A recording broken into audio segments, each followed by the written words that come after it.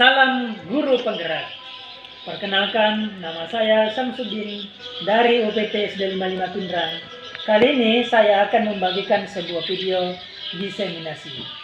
Selamat menyaksikan.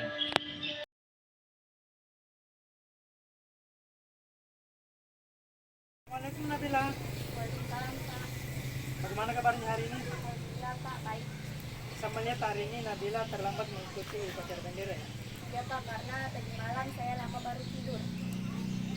Karena hari ini Nabila terlambat mengikuti upacara bendera, semua orang sebenarnya pernah melakukan kesalahan seperti ini, tetapi saya ingin mendengar penjelasan Nabila kenapa bisa terlambat untuk kegiatan upacara bendera.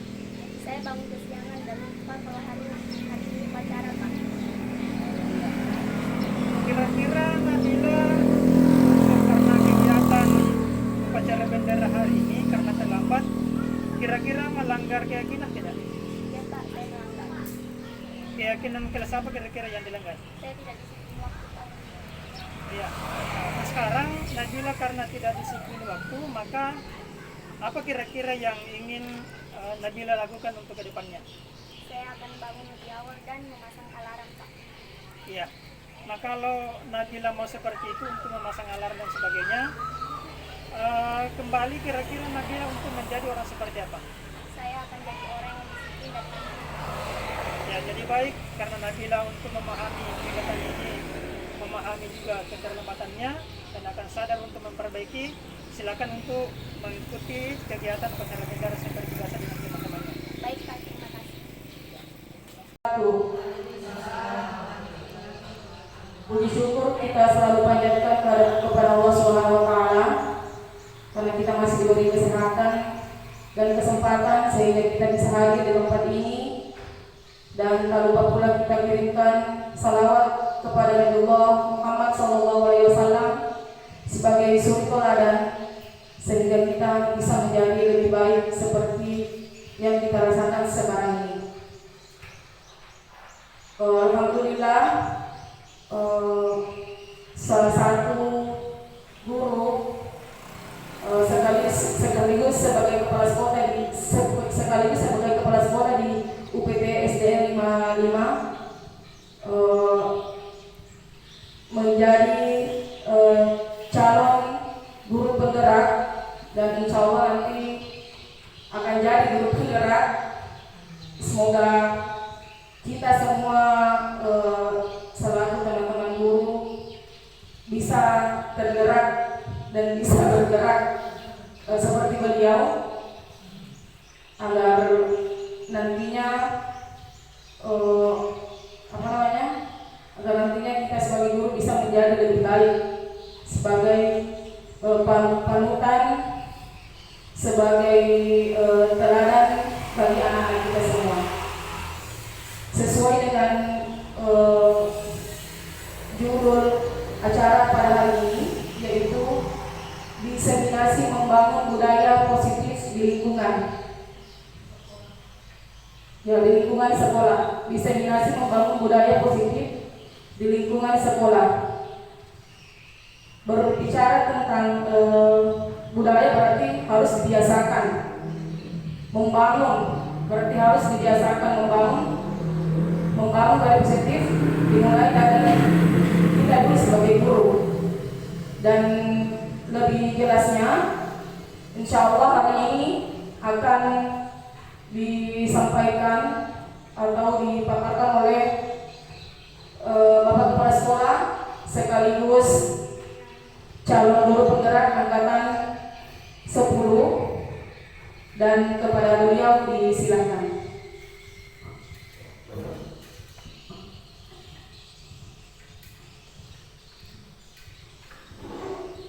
Ya, jadi baik. Assalamualaikum warahmatullahi wabarakatuh. Yang terhormat para teman-teman sekalian, alhamdulillah pada pagi hari ini menjelang siang kita selalu bersyukur kepada Allah Subhanahu wa taala, yaitu mengucap alhamdulillah karena pada hari ini kita masih diberi kesehatan dan kekuatan guna melaksanakan sebuah kegiatan, yaitu kegiatan calon guru penggerak, itu aksi nyata di satu tempat diseminasi membangun budaya positif di lingkungan sekolah UPT SD 55 kita. Nah, saya sendiri selaku pelaksana tugas UPT SD 55 akan terus bagaimana berupaya untuk melakukan sebuah kegiatan yang selalu kita optimis bagaimana supaya nanti kita menjadi yang terbaik di depannya. Nah, untuk kali ini saya juga selaku CGP Angkatan 10 akan mencoba menjelaskan tentang budaya positif yang ada khususnya di UPT SD 55. Yang jadi baik, teman-teman sekalian yang saya hormati, hari ini kita akan mencoba mengikuti sebuah kegiatan yaitu aksi nyata diseminasi membangun budaya positif di lingkungan sekolah khususnya di UPT SD 55.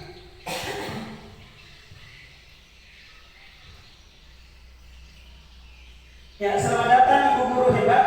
Mari kita belajar bersama, berkolaborasi, saling berbagi, mendukung demi mewujudkan disiplin positif di UPT SD 55. Nah, sebagai langkah awal, kenapa budaya positif yang saya ambil ini bukan berarti pemilihan materi, tetapi ini adalah semua materi yang kita jalani di guru penggerak. Jadi bukan CGP yang memilih judul tersebut.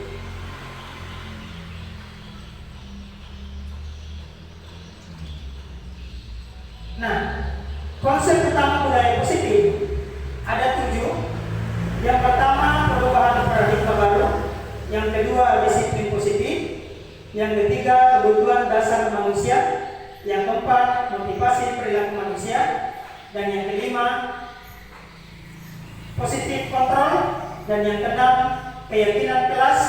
Dan yang ketujuh adalah segitiga. Nah, inilah ketujuh semua nanti. Saya akan mencoba menjelaskan satu persatu demi terwujudnya budaya positif khususnya di UPT SD 55 bisa berkembang. Yang pertama, pembelajaran dengan paradigma baru. Di sini ada sebuah gambar itu pelajar Pancasila. Nah, ini semua kita sudah kenal bahwa profil pelajar Pancasila itu ada berapa? Ada 6. Yang pertama, ada yang bisa sebutkan yang pertama? Ya, beriman dan bertakwa kepada Tuhan Yang Maha Esa. Yang kedua, bergotong royong. Berikutnya, kreatif. Apalagi? Mandiri. Ya, berpikir kritis. Nah, pembelajaran dengan paradigma baru dirancang berdasarkan prinsip pembelajaran yang terdiferensiasi sehingga setiap peserta didik belajar sesuai dengan kebutuhan dari tahap perkembangannya untuk mewujudkan profil Pancasila. Nah, profil pelajar Pancasila ini sudah lama sebenarnya kita laksanakan. Tergantung dari bagaimana kita di satuan pendidikan seyogyanya untuk bagaimana profil pelajar Pancasila tersebut bisa terkoneksi dengan anak didik kita. Tentunya yang pertama tadi adalah profil pelajar Pancasila itu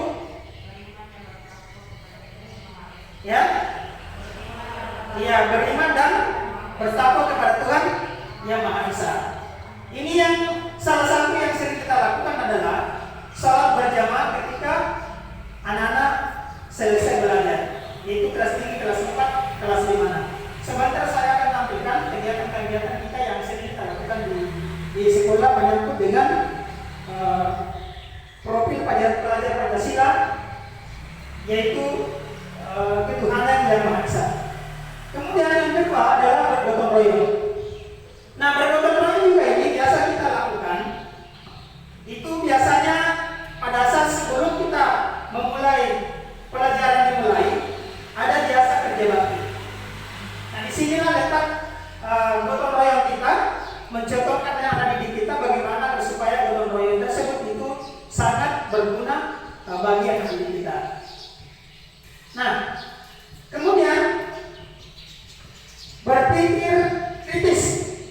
Ini juga biasa kita latih anak didik kita. Pada saat proses belajar berlangsung, biasa kita berikan kesempatan untuk anak berpikir atau mengangkat tangannya, menjelaskan sebuah materi. Ini juga salah satu bentuk cara untuk mendidik anak kita bagaimana dia berpikir kritis. Apakah mata pelajaran itu? Tentunya biasa kita latih anak didik kita. Biasa kita latih anak didik kita minimal angkat tangan untuk memberanikan diri bagaimana dia mencoba menjelaskan materi tersebut. Kemudian berikutnya adalah kebiasaan apa itu? Kosdin sebagai pemimpin. Nah, yang sering biasa juga kita lakukan itu pada saat hari Sabtu. Ada biasa kegiatan apa lagi biasa namanya itu? Pentas kreatif.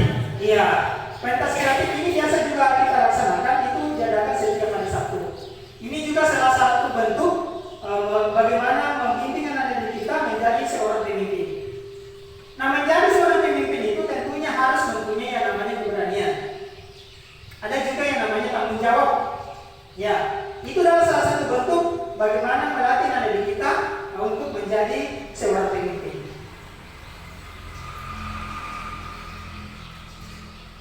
Berikutnya, disiplin positif.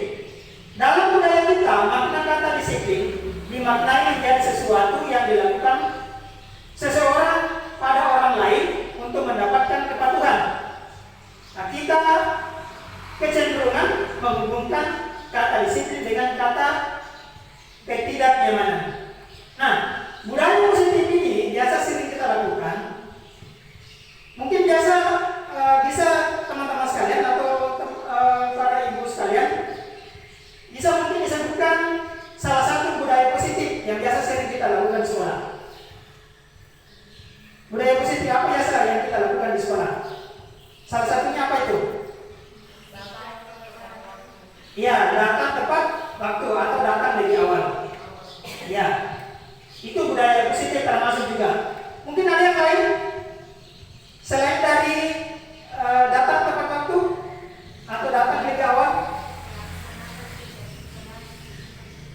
Ya? Ya, yang jelas itu termasuk budaya positif.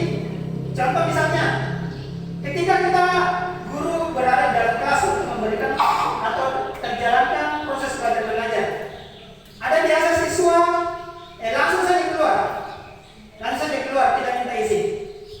Nah, sebagai budaya positif, tentunya kita selaku seorang guru memanggil anak tersebut bahwa ini nak, kalau misalnya kita mau keluar dari ruangan, harus kita membudayakan yang namanya budaya positif. Minta izin kepada ibu guru atau bapak guru. Nah, itu salah satu bentuknya. Apalagi selain dari itu?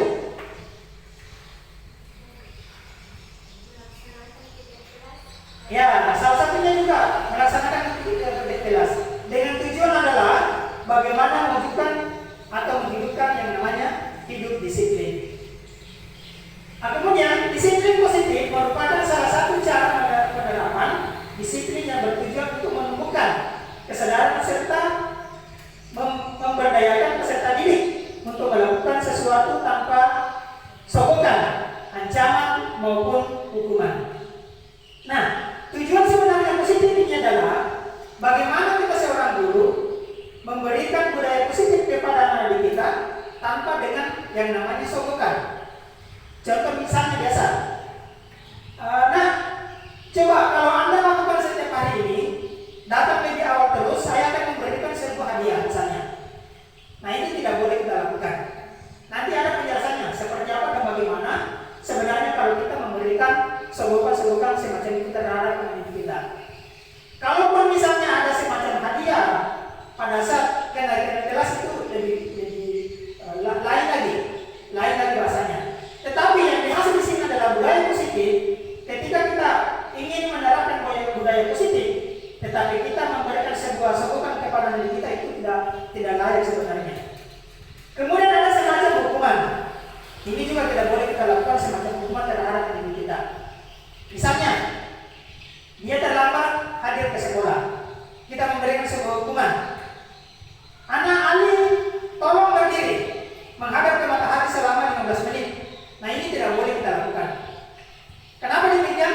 Karena itu adalah salah satu bentuk bisa membahayakan anak didik kita. Kemudian bentuknya, sebagai pendidik, tujuan kita adalah menciptakan peserta didik yang memiliki disiplin diri, sehingga mereka bisa berperilaku dengan mengacu pada nilai-nilai kebajikan universal dan memiliki motivasi intrinsik, bukan ekstrinsik. Nah, tujuan sebenarnya memberikan sebuah kedisiplinan anak didik kita bukan semata-mata hanya di sekolah, tetapi kita juga bisa memberikan kebiasaan apabila dia berada di luar lingkungan sekolah. Salah satunya mungkin di rumahnya. Kalau misalnya sudah biasa hidup disiplin, tentunya dia sudah melakukan kegiatan-kegiatan tersebut di rumahnya. Contoh mungkin yang paling kecil, karena dia disiplin, tentunya kalau dia bangun pagi, dia membersihkan tempat tidurnya. Apakah dia menyapu, apakah dia merapikan tempat tidurnya, dan sebagainya. Nah, itu adalah salah satu disiplin positif. Jadi saya kira banyak kegiatan-kegiatan positif disiplin itu yang kita bisa kembangkan di sekolah. Bukan cuma kegiatan-kegiatan menyangkut misalnya tentang kedisiplinan waktu, termasuk juga dalam kedisiplinan berpakaian. Salah satunya mungkin ada biasa siswa kita yang tidak memakai sepatu. Maka kita haruskan bagaimana kalau kita pakai sepatu dengan rapi, bajunya dimasukkan, kemudian pakai dasi, pakai topi, dan sebagainya. Itu semua adalah salah satu bentuk disiplin positif. Ya. Nah, ini saya coba tampilkan sebuah hidup disiplin dalam sekolah. Ini adalah salah satu contoh. Seperti yang kita ketahui bahwa tujuan pelaksanaan pendidikan di sekolah yaitu untuk membentuk siswa Indonesia menjadi generasi yang berpendidikan, cerdas, dan berkarakter. Untuk mewujudkan hal tersebut, maka dilaksanakan kegiatan pembelajaran di sekolah dan pembiasaan atau proses yang baik. Proses pembiasaan tersebut dikenal dengan budaya atau kebudayaan. Untuk membentuk siswa yang berprestasi dan berkarakter baik, maka sekolah perlu membangun budaya positif di lingkungan sekolah. Budaya sekolah sendiri diartikan sebagai tradisi sekolah yang tumbuh serta berkembang sesuai dengan spirit dan nilai-nilai yang diajarkan di sekolah.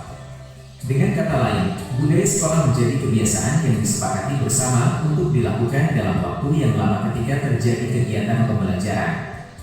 Dengan membangun kebiasaan atau budaya positif di lingkungan sekolah, maka nilai-nilai baik bisa diterima oleh siswa dan membentuk karakter dan kecerdasan mereka.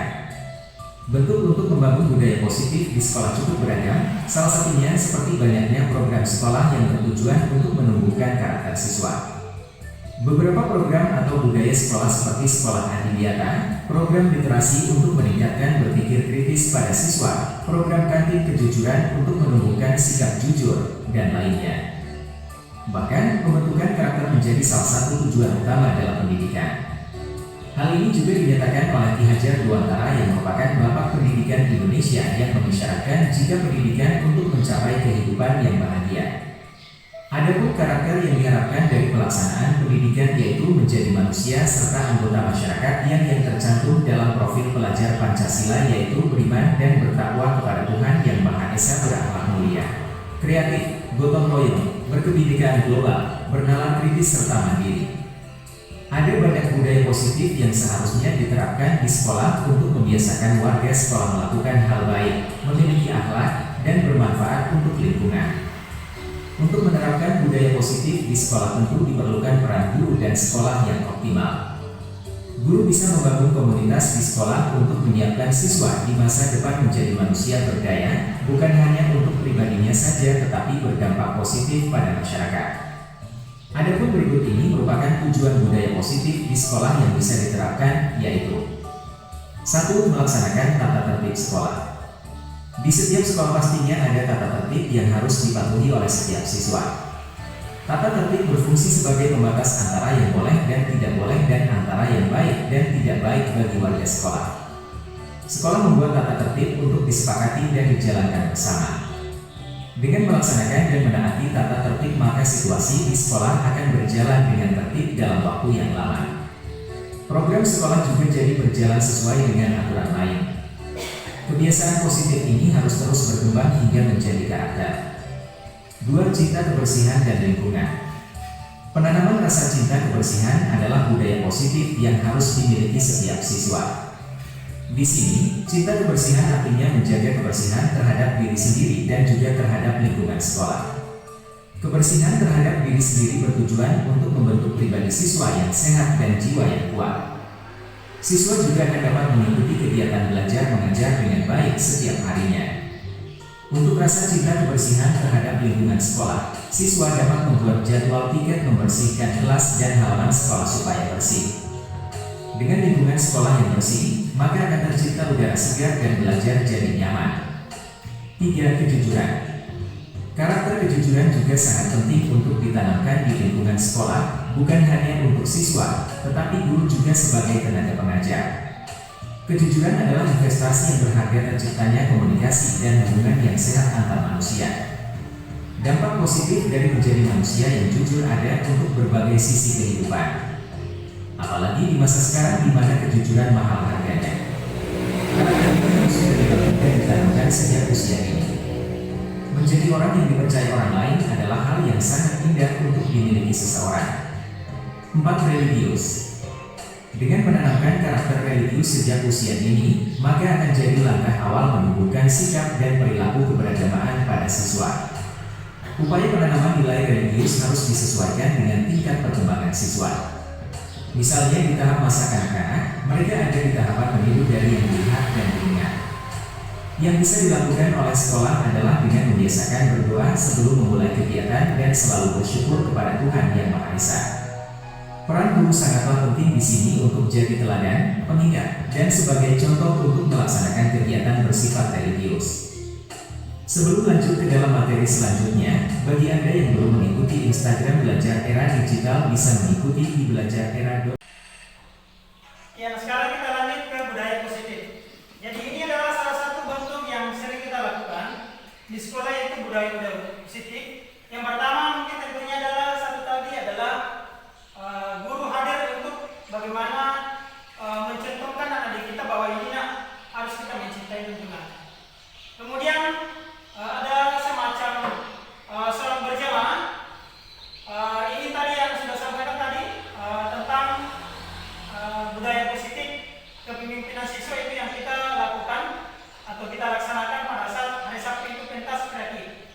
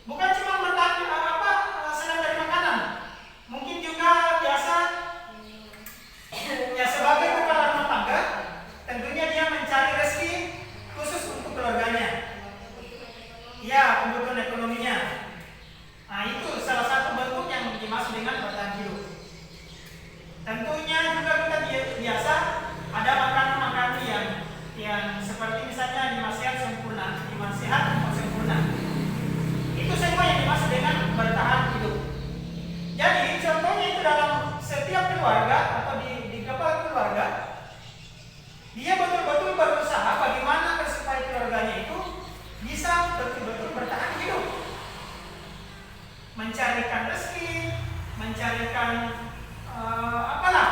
Yang jelasnya kepala keluarga bertugas bagaimana agar supaya keluarganya bisa bertahan hidup. Termasuk dalam kebahagiaan. Termasuk dalam kebahagiaannya. Kebahagiaan dalam keluarga itu. Tergantung juga dari kepala rumah tangganya. Bagaimana dia bisa bertahan keluarganya. Kemudian yang ketiga, yang kedua, kasih sayang dan rasa diterima. Kasih sayang seperti yang sering biasa kita lakukan terhadap adik kita. Biasa kita mengusap-usap kepalanya, mengusap-usap badannya. Bagaimana kita kasih sebuah reaksi, bagaimana agar bisa anak didik kita itu bisa betul-betul dia merasa bahwa saya ini betul-betul disayangi oleh guru saya. Nah, kemudian dan rasa diterima. Nah, terkadang juga biasa anak didik kita biasa ada kegiatan-kegiatan atau yang dilakukan oleh seorang guru, tetapi siswanya tidak menerimanya, tidak menerima kasih sayang tersebut. Misalnya contoh, ada bisa mungkin yang bisa sebutkan kasih sayang biasa yang tidak bisa diterima oleh siswa. Contohnya kira-kira apa? Ya, mungkin biasa pada saat kita usap-usap badannya atau usap-usap kepalanya, baru kita marahin lagi. Nah, tentunya siswa tidak bisa menerima kasih sayang itu. Nanti dia berpikir bahwa, oh, ternyata guru tadi mengusap-usap badan saya, mengusap-usap kepala saya itu, ternyata dia mau marah saya. Berarti siswa tersebut tidak menerimanya. Nah, sekarang yang kita lakukan seorang guru itu adalah memberikan sebuah rasa kasih sayang, tetapi dia bisa menerimanya. Bukan cuma terhadap siswa kita, tetapi di dalam keluarga kita juga. Kita harus memberikan sebuah rasa kasih sayang, kemudian dia bisa menerimanya dengan baik. Kemudian penguasaan. Nah, penguasaan ini terkadang juga biasa siswa itu dia merasa hebat. Seperti misalnya di dalam kelas itu, misalnya pemberian nilai, kan ada biasa yang tinggi nilainya, ada yang tinggi nilainya. Kemudian dia merasa penguasa, bahwa di dalam kelas ini ternyata saya yang paling jago, saya yang paling berkuasa. Maka dia berbuat seenaknya. Misalnya, apakah dia mengejek temannya bahwa kau si pulang ternyata nilaimu jelek, karena dia merasa hebat, karena dia ingin menguasai kelasnya, maka dia berbuat demikian. Maka inilah semua yang kita mau antisipasi, bagaimana agar supaya anak didik kita itu tidak memiliki semacam itu. Kemudian berikutnya kebebasan. Nah, ada kaitannya dengan penguasaan dengan kebebasan. Dia merasa bebas melakukan, dia bebas melakukan reaksi apapun yang harus dilakukan sesuai dengan yang dia inginkan, yaitu kebebasannya. Maka dari itu kita selaku seorang guru, bagaimana supaya kebebasan tersebut tidak terlalu dimiliki oleh seorang siswa. Maka kita anjurkan bagaimana adik kita bisa saling menghargai sesama, bukan cuma guru tetapi sesama teman juga. Kemudian ketenangan. Nah, ketenangan inilah yang kita inginkan, bagaimana agar supaya anak didik kita tersebut bisa memiliki jiwa ketenangan, agar dia bisa mengontrol dirinya, agar supaya dia tetap menjadi anak-anak yang bisa membahagiakan dirinya dan orang lain. Nah, kelima kebutuhan dasar ini yang harus dimiliki oleh orang manusia agar supaya dia tetap menjadi anak-anak kebanggaan orang tua dan bisa menjadikan dirinya sebagai anak yang bisa membahagiakan dirinya dengan orang lain. Berikutnya, motivasi perilaku manusia. Motivasi merupakan dorongan yang timbul pada diri seseorang. Yang pertama, menghindari ketidaknyamanan dan hukuman, yaitu murid melakukan disiplin diri karena ia takut dihukum. motivasi ekstrinsik. Nah, menghindari ketidaknyamanan dan hukuman atau murid melakukan disiplin karena dia merasa takut atau takut dihukum. Salah satunya contoh yang saya jelaskan tadi dari awal, bahwa kalau kita ingin mendisiplinkan seorang siswa, tentunya kita tidak boleh memberikan sebuah hukuman. Misalnya si A terlambat datang ke sekolah. Karena dia tidak disiplin, maka kita memberikan sebuah hukuman. Ini sama sekali tidak boleh kita lakukan terhadap anak didik kita. Tidak boleh sama sekali kita memberikan sebuah hukuman terhadap anak didik kita kalau kita ingin mendisiplinkan mereka. Kemudian yang kedua, mendapatkan imbalan atau penghargaan dari orang lain. Murid melakukan disiplin diri karena dia ingin mendapatkan imbalan. Ini merupakan motivasi ekstrinsik. Ya, jadi sama tadi yang pertama, yaitu motivasi ekstrinsik. Ini juga tidak boleh sama sekali kita lakukan, karena murid melakukan sebuah kedisiplinan itu hanya mendapatkan sebuah imbalan. Contoh misalnya, ada seorang siswa yang selalu datang ke sekolah, hidupnya disiplin waktu, disiplin berpakaian, tetapi dia mendapatkan sebuah imbalan. Contoh misalnya, kita lakukan memberikan sebuah hadiah. Misalnya kita sampaikan ke anak kita, nah, kalau Anda melakukan sebuah kedisiplinan, saya akan memberikan sebuah hadiah. Hadiah misalnya baju seragam misalnya.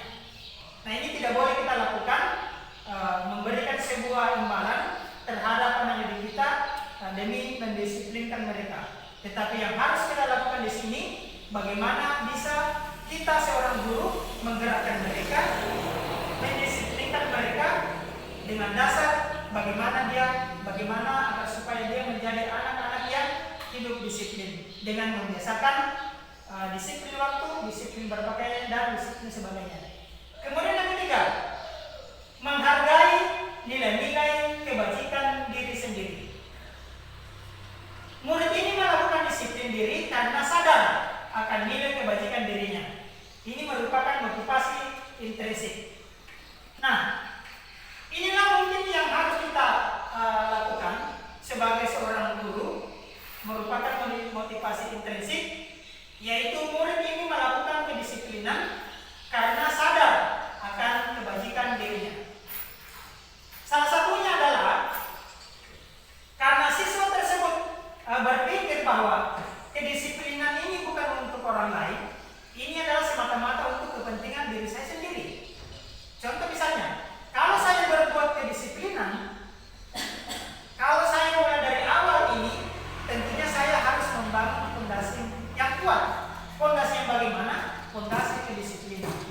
Nah, suatu saat nanti ketika dia beranjak tumbuh dewasa, mencapai cita-citanya, menjadi sebuah pemimpin, maka dia menanamkan dalam dirinya mereka bahwa ini kedisiplinan yang saya lakukan adalah semata-mata karena diri saya sendiri, semata-mata kepentingan diri saya sendiri, bukan kepentingan orang lain.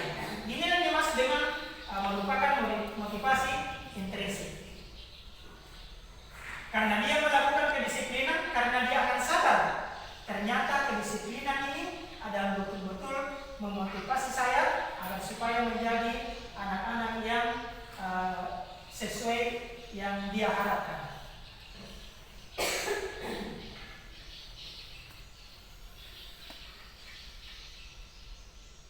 Ya, berikutnya adalah konsep disiplin dengan identitas gagal.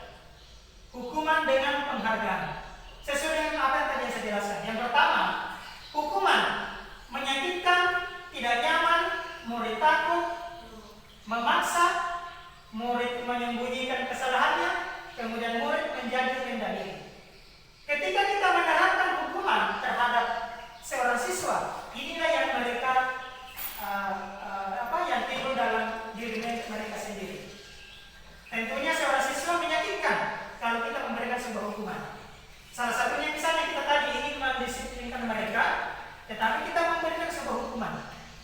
Siswa yang terlambat, tetapi kita memberikan bahwa tolong nak, si A tadi karena terlambat upacara, maka Anda harus berdiri menghadap ke matahari selama 15 menit. Ini merupakan sebuah hukuman. Tentunya seorang siswa itu akan menyakitkan bagi dirinya sendiri. Bukan cuma pada saat dia sekolah, tetapi pada saat juga meninggalkan SD, dia akan terus mengingat kegiatan-kegiatan hukuman yang dilakukan oleh seorang guru. Kalau kita memberikan sebuah hukuman, tentunya juga dia merasa tidak nyaman.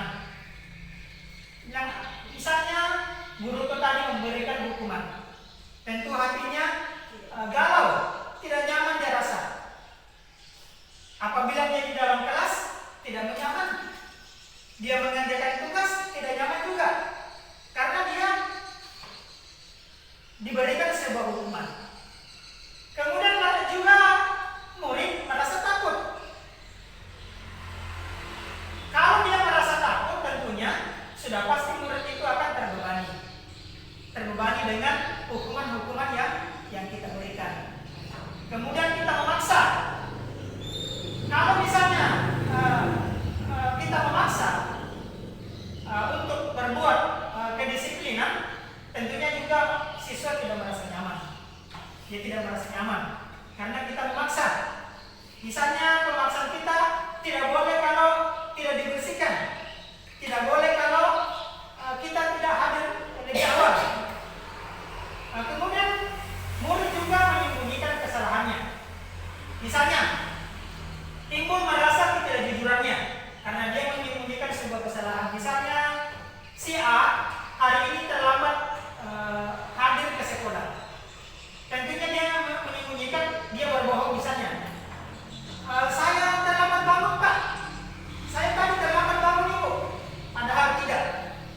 Dia hanya mencari sebuah alasan bagaimana dia menyembunyikan kesalahannya. Dia mencari sebuah pembenaran agar supaya guru tersebut bisa menerima alasan-alasan tersebut. Kemudian murid menjadi rendah diri.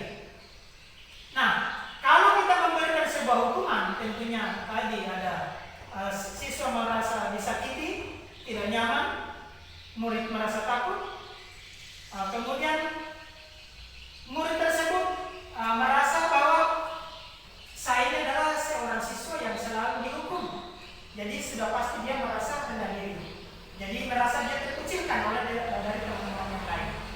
Kemudian yang kedua adalah penghargaan. Ini juga tidak efektif sebenarnya yang harus kita lakukan apabila kita memberikan sebuah penghargaan, yaitu merusak hubungan sifat diri, mematikan kreativitas, menghukum dengan sistem ranking, merampas hak menghargai dirinya. Ini juga sebuah penghargaan. Jadi tidak sia-sianya kita juga memberikan sebuah penghargaan terhadap anak didik kita. Penghargaan semacam apa? Contoh misalnya di dalam ruangan kelas ini, apabila dia selalu mendapat contoh misalnya diberikan sebuah semacam penghargaan, misalnya kita sampaikan seperti ini kepada anak didik kita. Barang siapa selalu datang lebih awal, saya akan memberikan gula-gula setiap hari kalau dia hidup lebih awal atau datang lebih awal. Kalau diberikan penghargaan semacam ini, tentunya merusak hubungan sifat dirinya. Juga misalnya yang dimaksud dengan sifat ini, misalnya si A selalu datang lebih awal. Kan ada siswa itu tidak semua siswa selalu datang lebih awal. Ada juga yang sedang, ada juga yang agak terlambat datang dan sebagainya. Jadi tentunya yang sering terlambat itu mempunyai sifat diri. Oh ternyata si A saja disuka oleh guru saya karena dia datang lebih awal. Sering juga dikasih sebuah penghargaan. Jadi memberikan sebuah penghargaan itu tidak efektif yang kita lakukan terhadap anak didik kita. Kemudian berikutnya,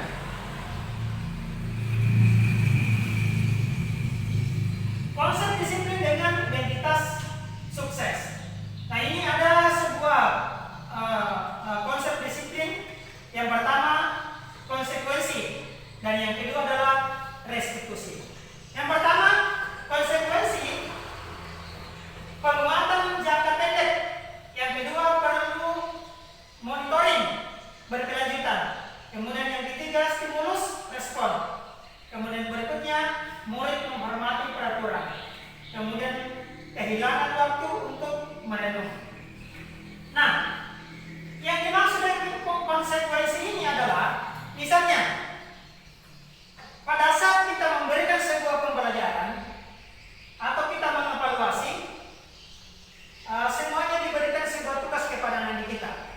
Kita memberikan sebuah tugas. Tetapi ada salah satu siswa misalnya tidak mengerjakan kerja atau belum mengerjakan tugasnya. Nah, kita mengatakan seperti ini. Nah, kalau Anda tidak mengerjakan tugas, berarti selesai istirahat harus Anda melakukan atau melanjutkan tugas tersebut agar supaya tugasnya bisa terselesaikan. Itu dimaksud dengan konsekuensi. Jadi ada konsekuensi yang harus diterima oleh seorang siswa agar supaya dia bisa mengerjakan tugasnya. Bukan berarti konsekuensi dalam hukuman, bukan. Tetapi konsekuensi di sini adalah bagaimana membangkitkan semangat mereka agar supaya tugasnya bisa terselesaikan. Konsekuensinya, apabila dia tidak mengerjakan tugasnya, ada konsekuensi yang harus kita berikan. Kalau Anda tidak menyelesaikan tugasnya, berarti selesai istirahat atau pada saat istirahat Anda harus melakukan atau mengerjakan tugas tersebut. Kemudian selanjutnya adalah restitusi. Murid bertanggung jawab atas perilakunya. Yang kedua, fokus pada pemecahan masalah jangka panjang. Jangka panjang murid kemudian menghormati dirinya dan orang lain. Kemudian kontrol dirinya, memegang kontrol. Kemudian murid bersemangat memperbaiki kesalahannya. Nah, inilah yang biasa yang sering kita lakukan, yaitu restitusi, yaitu murid bertanggung jawab atas perilakunya. Misalnya murid diberikan sebuah tanggung jawab, misalnya dia merasa bersalah. Misalnya kita berikan tugas di dalam ruangan kelas itu, misalnya ketua kelasnya mengontrol teman-temannya, barang siapa yang tidak melaksanakan tugasnya, berarti harus dikerjakan. Berarti tugasnya adalah ketua kelasnya tadi merasa bertanggung jawab bahwa dia mengontrol teman-temannya yang tidak melaksanakan tugas. Misalnya ada yang menyapu, ada yang mengepel, ada yang menghapus papan tulis. Nah, kalau salah satunya tidak mengerjakan tugas itu, maka yang muncul adalah ketua kelasnya, karena dia merasa bertanggung jawab, mengingatkan kepada teman-temannya bahwa Anda harus menghapus papan tulis, Anda harus mengepel, Anda harus menyapu. Karena itu adalah sebuah tanggung jawabnya sebuah ketua kelas, maka dia harus menyampaikan ke teman-temannya.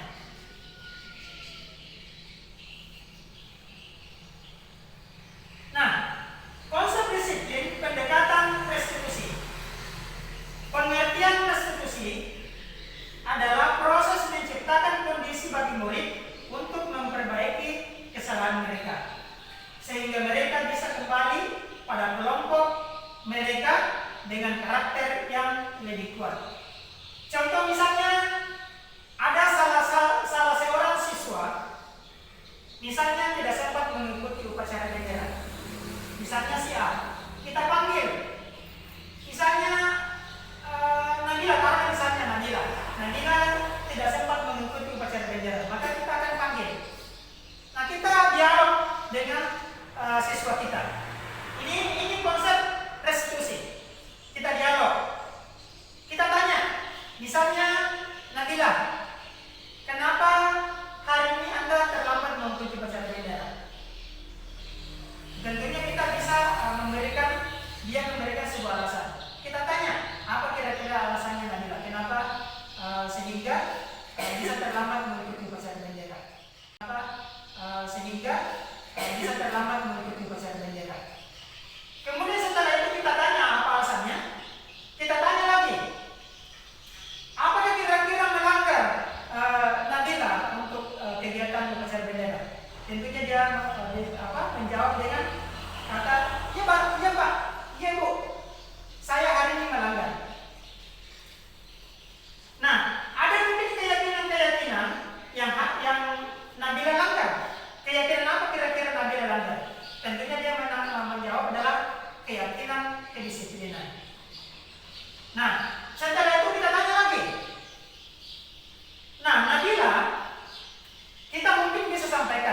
bahwa Nabila, semua orang itu bisa berbuat kesalahan.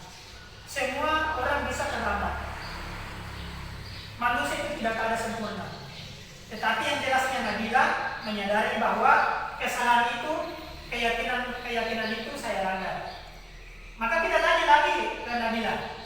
Mungkin kira-kira Nabila, apa yang anda harus lakukan untuk masa depannya nanti? Nah, mungkin Nabila dia berkata bahwa saya tidak akan terlambat lagi Pak. Saya akan cepat bangun pagi lagi agar supaya bisa hidup disiplin, bisa mengikuti upacara bendera. Nah, setelah kita melakukan itu, tentunya kan seorang siswa memiliki respon yang baik agar supaya mereka itu tetap bertanggung jawab dan tidak melakukan lagi, tidak mengulangi kegiatan-kegiatan yang bisa melanggar keyakinan itu. Nah, jadi ini adalah salah satu sebuah konsep kedisiplinan pendekatan restitusi. Beda dengan tadi pendekatan hukuman, pendekatan penghargaan. Kalau hukuman sudah pasti siswa kita akan merasa tersakiti, merasa tidak nyaman. Tetapi kalau ini pendekatan restitusi, siswa kita ajak ngobrol, kita ajak dialog. Nah, dia merasa bahwa ternyata yang saya lakukan ini salah. Nah, dia juga merespon bahwa saya harus berbuat dengan sebaik mungkin Pak. Saya tidak akan terlambat lagi. Yang jelasnya dia berusaha untuk memperbaiki kesalahan-kesalahannya.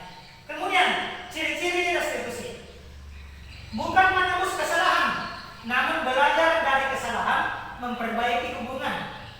Tawaran bukan paksaan, menuntut untuk melihat ke dalam diri, mencari kebutuhan dasar yang mendasari. Tindakan fokus pada karakter, bukan tindakan menguatkan dan fokus pada solusi. Jadi sesuai dengan apa yang saya sampaikan tadi bahwa pendekatan restitusi itu sangat ketat harus kita lakukan terhadap siswa. Kita mengajak mereka dialog apabila dia berbuat kesalahan. Bisa mungkin dia menjelaskan kenapa dia merasa bersalah, kenapa dia terlambat. Tentunya dia menjelaskan seperti ini Pak kesalahan saya, seperti ini Bu kesalahan saya. Nah, jadi pendekatan restitusi ini paling tepat kita harus lakukan seorang guru bagaimana siswa tersebut bisa menerimanya. Tetapi kalau kita memberikan sebuah pendekatan penghargaan ataukah pendekatan hukuman, itu tidak pas untuk kita berikan seorang siswa. Jadi yang pas adalah pendekatan restitusi. Karena kita mencari sebuah penyelesaian. Bagaimana kira-kira sehingga siswa tersebut bisa menyelesaikan masalahnya sendiri. Karena dia merasa bertanggung jawab. Bukan berdasarkan hukuman. Kemudian berikutnya, perbedaan. Contoh kasus siswa yang sering terlambat. Hukuman. Kemudian ada konsekuensi. Kemudian ada restitusi. Guru menghukum siswa tersebut membersihkan toilet, guru marah dan murid menjadi takut. Inilah perbedaan contoh kasus siswa yang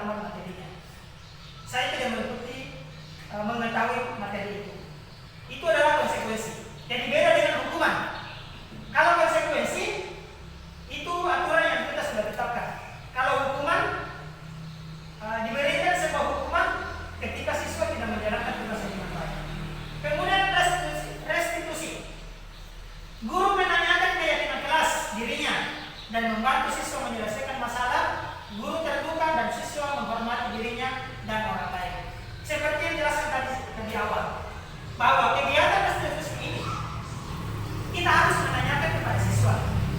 Nah, kenapa kira-kira Anda terlambat hari ini? Di sini adalah kegiatan restitusi karena kita menanyakan. Kemudian kita menanyakan lagi keyakinan keras apa kira-kira yang Anda langgar. Dia tadi menjawab adalah keyakinan kedisiplinan. Dia tidak disiplin. Kemudian kita lagi aja kepada siswa.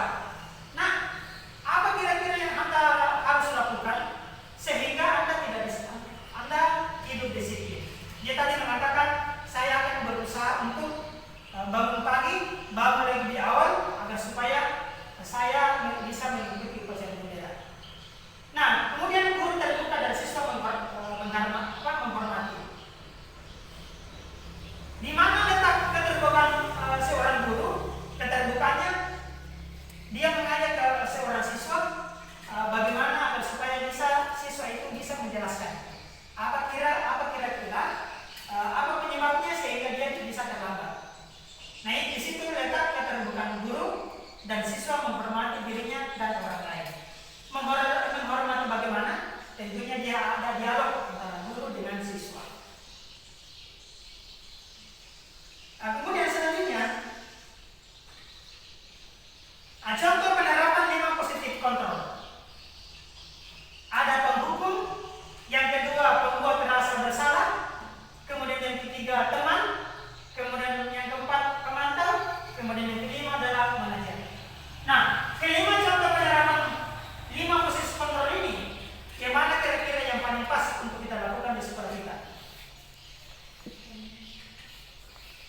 Yang pertama, penghukum. Patuhi aturan sekolah lalu berdiri di depan kelas ataukah menghadap ke matahari selama 15 menit. Itu semua termasuk dalam penghukum. Yang kedua, teman. Berbuat rasa bersalah. Berapa kali Pak Bapak harus memberitahu kamu Bapak kecewa sama kamu? Gurunya merasa kecewa karena dia selalu menyampaikan bahwa harus disiplin, harus bergotong royong, harus mencintai lingkungan. Tetapi seorang siswa tidak mematuhi aturan-aturan itu. Itu pembuat rasa bersalah. Yang ketiga, teman. Ayolah, yang tertib buat Bu Guru bangga. Kali ini tidak apa-apa kamu salah. Itu pada saat kita posisi kontrol untuk mendekati anak didik kita. Kemudian yang keempat, pemantau. Kamu sudah melanggar. Apa peraturan dan konsekuensinya? Dan yang kelima adalah manajer. Apakah kamu tahu kesalahanmu? Kira-kira bagaimana kamu akan memperbaiki kesalahanmu? Nah, kelima posisi kontrol ini, yang mana kira-kira yang tepat yang kita lakukan seorang guru?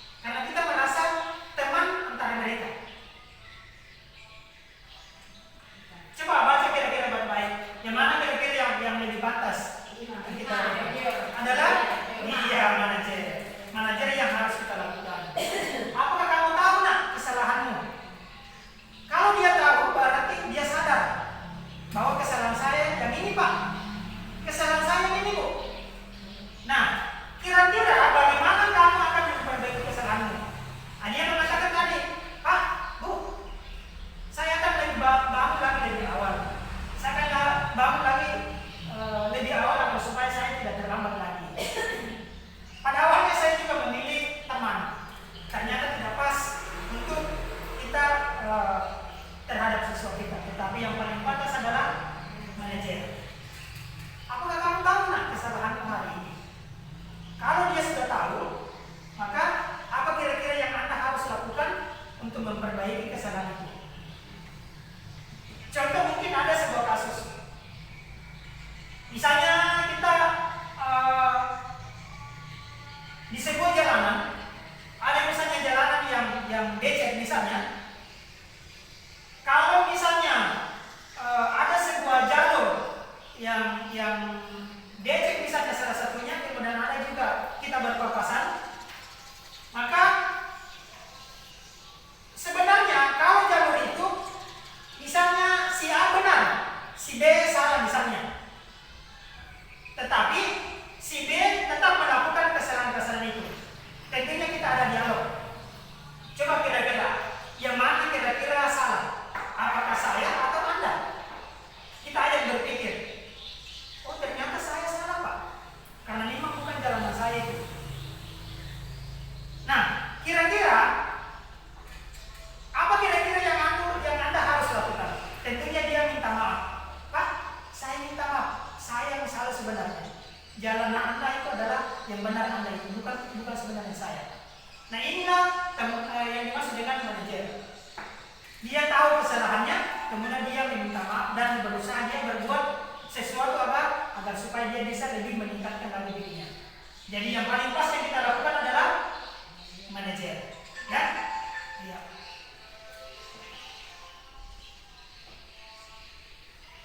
Ya, keyakinan kelas. Keyakinan kelas adalah salah satu disiplin positif yang bisa kita terapkan dalam membangun budaya positif di sekolah. Keyakinan kelas ini mirip dengan peraturan yang ada di sekolah. Contoh misalnya, kita membuat sebuah peraturan di sekolah. Kalau Anda tidak disiplin,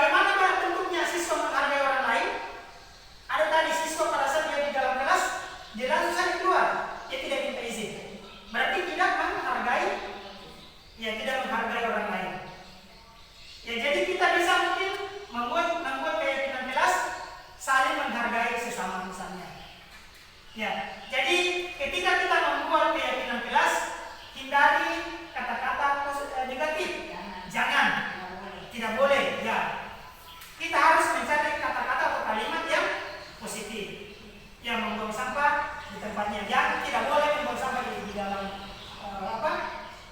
di dalam ruangan. Tetapi kalau kita mengatakan jangan membuang sampah, berarti ada kata sifat, misalnya ada toleransi, ada kebijakan, yang berpikir positif. Ya, itu keyakinan kelas. Keyakinan kelas adalah salah satu disiplin yang bisa kita terapkan dalam membangun budaya positif di sekolah.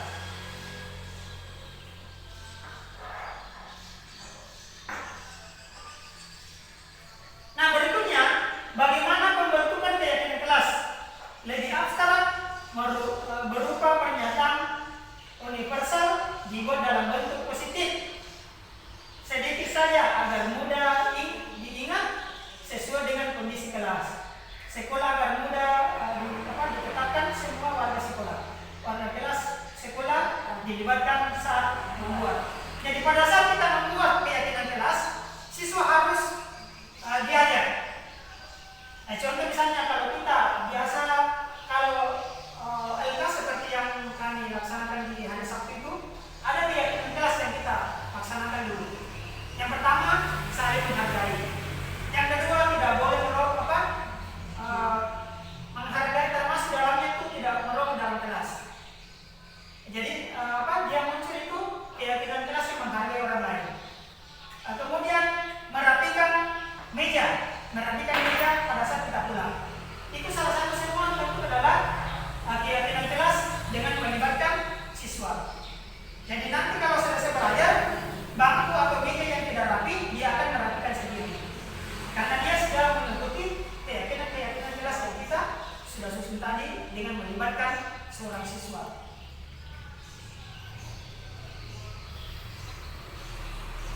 Nah, segitiga restitusi. Yang pertama, menstabilkan identitas. Kita semua akan melakukan hal terbaik yang bisa kita lakukan. Nah, kemudian yang kedua adalah validasi tindakan yang salah. Semua perilaku memiliki alasan. Kemudian yang ketiga, menanyakan keyakinan. Kita semua memiliki motivasi internal. Yang pertama, menstabilkan identitas. Menstabilkan identitas, kita tadi sudah menanyakan kepada seorang siswa, apa kira-kira yang menyebabkan kenapa Anda bisa terlambat? Dia sudah menjelaskan apa? Dia katakan bahwa Pak, saya tadi terlambat bangun. Kenapa Anda terlambat bangun? Tadi malam saya nonton Pak sampai larut malam. Nah, ini dimaksud dengan menstabilkan identitas. Ada sebuah alasan disampaikan oleh seorang siswa. Yang kedua, validasi tindakan yang salah. Kita tentunya mengatakan bahwa semua orang sebenarnya bisa berbuat salah, tidak apa-apa berbuat salah, tetapi kita harus memperbaikinya. Kemudian yang ketiga, menanyakan keyakinan. Tadi kita sudah menanyakan kepada seorang siswa. Nah, keyakinan kelas apa yang ada kira-kira tadi Anda? Tentunya seorang siswa mengatakan keyakinan disiplin Pak. Keyakinan disiplin. Nah, inilah segitiga restitusi yang kita terapkan sehingga bisa terjalin kebaikan antara seorang guru dengan seorang siswa, yaitu segitiga restitusi. Nah, kesimpulannya adalah dalam penerapan program disiplin positif, hendaknya guru memiliki standar kepribadian, profesional dan sosial yang baik, di mana guru mampu berefleksi pada posisi kontrolnya saat ini. Bagaimana perjalanan dirinya sebagai abang, posisi manajer yang menuntun murid-murid menjadi insan yang berbahagia, baik dirinya sendiri maupun orang lain, kemudian mandiri, merdeka dan bertanggung jawab. Inilah kesimpulan kita materi pada siang hari ini. Mudah-mudahan apa yang saya sampaikan tadi tentang budaya positif bisa kita terapkan dalam khususnya di UPTS 2025 agar supaya anak kita tetap menjadi anak-anak yang bisa membahagiakan dirinya sendiri, bisa membahagiakan orang lain, dan bisa mandiri, merdeka dan bertanggung jawab. Mandiri dalam artian dia bisa berusaha tidak pada saat dia dalam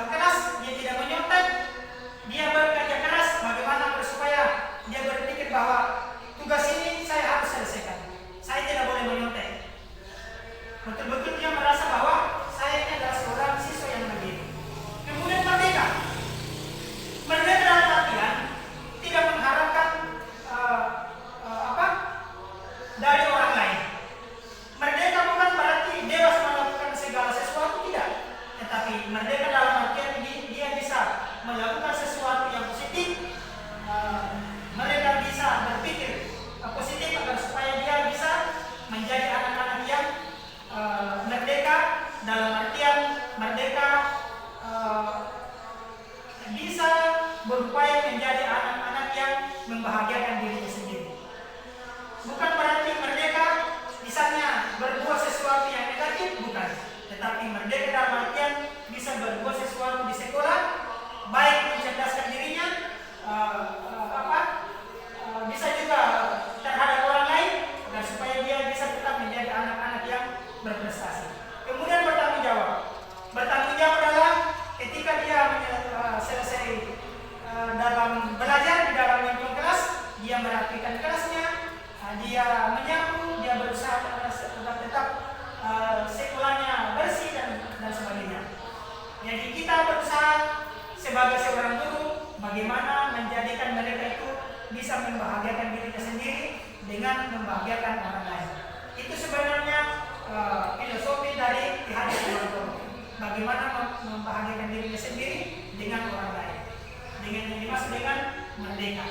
Saya demikian, mudah-mudahan apa yang bisa saya sampaikan pada hari ini bisa bermanfaat khususnya bagi kita semua, dan yang paling terpenting adalah bagaimana mencerdaskan kehidupan anak didik kita meraih pada saat 2045 yaitu siswa emas. Saya demikian, wabillahi taufiq wal hidayah. Wassalamualaikum warahmatullahi wabarakatuh. Terima kasih sudah menonton video saya. Salam bahagia Bapak Ibu guru hebat. Semoga video ini bermanfaat bagi kita semua. Terima kasih. Assalamualaikum warahmatullahi wabarakatuh.